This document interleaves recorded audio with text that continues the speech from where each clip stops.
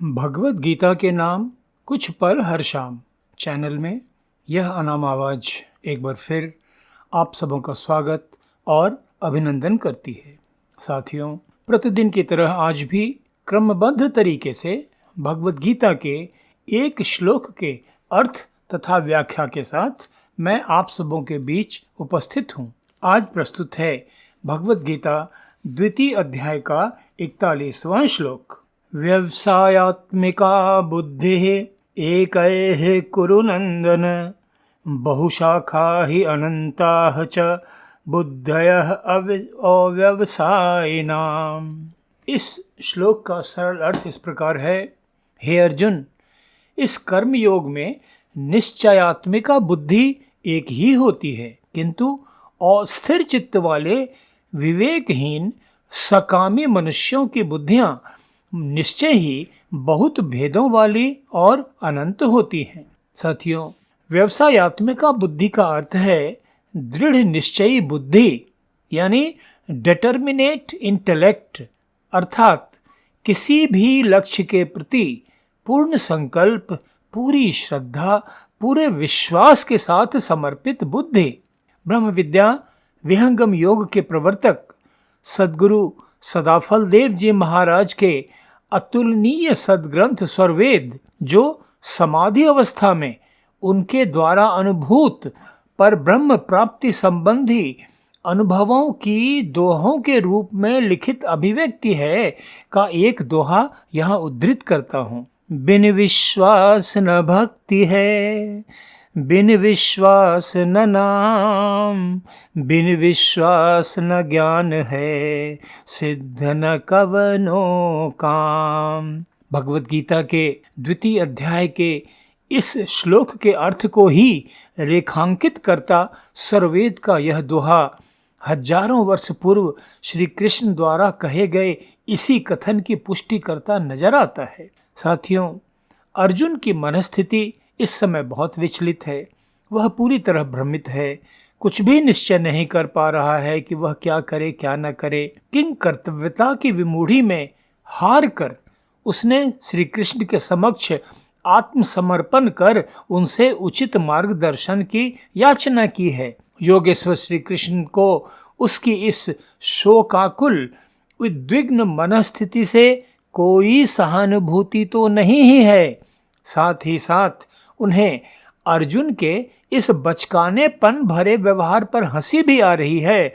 इसलिए ही तो उन्होंने मार्गदर्शन के रूप में अर्जुन से जो भी बातें कही हैं वे विहसते हुए से कही हैं। श्री कृष्ण को अर्जुन को इस रूप में देखना जरा भी अच्छा नहीं लग रहा है, किंतु वे इसके मनोबल को, उसके आत्मसम्मान को तोड़ना भी नहीं चाहते। इसलिए वे उसे तरह तरह से समझाकर युद्ध के लिए तैयार करने का प्रयास कर रहे हैं। साथियों, अर्जुन को युद्ध करने के प्रति आश्वस्त करने के क्रम में उसे सांख्य योग का उपदेश करने के बाद अब श्री कृष्ण उसे कर्म योग ज्ञान का उपदेश करने जा रहे हैं। तो कर्म योग उपदेश आरंभ के पूर्व अर्जुन की भ्रमित मानसिक स्थिति को देखते हुए श्री कृष्ण चाहते हैं कि उसके मन में जो अनेक प्रकार के नकारात्मक विचार भरे पड़े हैं उनसे अर्जुन मुक्त हो जाए। तभी तो वह कर्म योग के गंभीर सिद्धांतों को ग्रहण कर पाएगा और अपने युद्ध करने के क्षत्रिय धर्म का पालन कर पाएगा। इसी कारण से श्री कृष्ण अर्जुन को कह रहे हैं कि वह अपनी निश्चयात्मिका बुद्धि को स्थिर करे, क्योंकि अनेक प्रकार के विचारों में भटकते रहने वाली अस्थिर बुद्धि वाला मनुष्य कोई भी कार्य सफलतापूर्वक पूरा नहीं कर सकता है। साथियों, ध्यान दें, इस श्लोक में श्री कृष्ण अर्जुन को कुरुनंदन कहकर संबोधित कर रहे हैं। यह भी योगेश्वर श्री कृष्ण का एक मनोवैज्ञानिक प्रयोग ही है। साथियों, महाभारत की कथा से परिचित आप सभी विद्वान श्रोतागण तो यह जानते ही हैं कि महाप्रतापी महाराजा कुरु पांडवों तथा कौरवों के पूर्वज थे। अर्जुन उन जैसे प्रतापी महापुरुष का ही गौरवशाली वंशज है। अर्जुन को यह याद दिलाना भी श्री कृष्ण की गुरु रूप में कुशलता ही दर्शाता है। इतना ही नहीं, कुरुनंदन संबोधन में समाहित नंदन शब्द स्नेह तथा आनंद का द्योतक है, अर्थात गौरवशाली कुरुवंश का वह प्रतापी वंशज जो कुरुवंश के लिए हर्ष और आनंद का कारण है। इस प्रकार के संबोधन के द्वारा ध्यान दें, श्री कृष्ण अर्जुन के टूटे हुए मनोबल को पूर्ववत उत्साहपूर्ण स्थिति में लाना चाहते हैं, ताकि वह दुविधा की मनस्थिति से निकलकर अपनी पूरी क्षमता, पूरे युद्ध कौशल से युद्ध करे। साथियों, इस श्लोक में योगेश्वर श्री कृष्ण द्वारा कहा गया यह वचन तो नितांत ही व्यवहारिक है। सच ही तो है, यदि निश्चयात्मक बुद्धि न हो तो मनुष्य उहापोह की स्थिति में रहकर कोई भी ठोस दृढ़ निर्णय नहीं ले पाएगा और न ही कोई कार्य सफलतापूर्वक संपन्न कर पाएगा। किसी भी लक्ष्य की प्राप्ति के लिए बुद्धि का दृढ़ निश्चयात्मक होना अपरिहार्य है।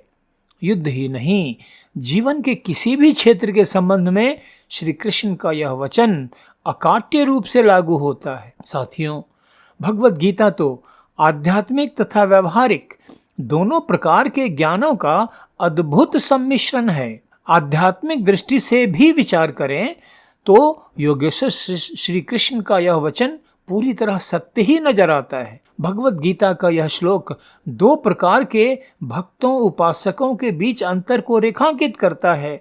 एक प्रकार का साधक तो वह है जो परमात्मा प्राप्ति लक्ष्य के प्रति पूरी दृढ़ता, पूरे विश्वास, पूर्ण श्रद्धा से समर्पित है, और दूसरे प्रकार का चंचल बुद्धि वाला साधक वह है जिसकी बुद्धि अनेक प्रकार के विचारों से भ्रमित है।